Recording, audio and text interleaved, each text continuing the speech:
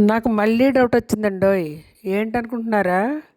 ఈ మధ్యకాలంలో ఎక్కడ చూసినా కానీ చీపురు కట్ట పడుకోబెట్టాలా, నుంచోబెట్టాలా, కొస ఎటువైపుకి రావాలి, ఈ చివరి ఎటువైపుకి రావాలి, బీరువా ఎటు ఉండాలి, ఏ దిశలో ఉండాలి, చెప్పులు ఎక్కడ ఉండాలి, ఏ దిశలో ఉండాలి, చెప్పులు స్టాండ్ ఎక్కడ ఉండాలి, లోపల పెట్టాలా, బయట పెట్టాలా, ఇలాంటి రకరకాల మాటలు వింటుంటే నాకు అన్నీ డౌట్లే వస్తున్నాయండి.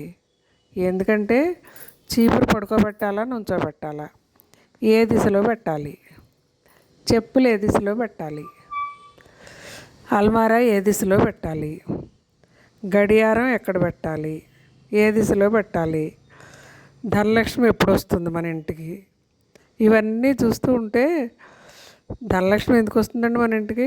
కష్టపడితే ధనలక్ష్మి వస్తుంది, అంతేనా?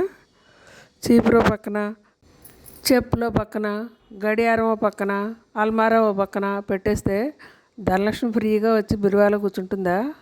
కూర్చోదు. ఫస్ట్ మనకి శ్రమపడే తత్వం ఉండాలి. అప్పుడు ధనలక్ష్మి తానంతట తానే వస్తుంది. అంతేగాని చీపుళ్ళకి, చెప్పులకి జనాన్ని విసిగించేస్తున్నారు పట్టుకుని. వీడియోల మీద వీడియోలు వచ్చేస్తున్నాయి. కానీ ఇదంతా ఎవరికి చెప్పినట్టు నాకు డౌటు.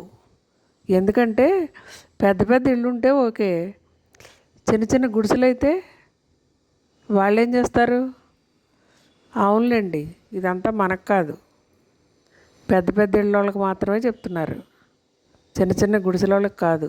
సరేనా? కాబట్టి వీడియోలు చూసి బుర్ర పట్టుకు కూర్చోకండి.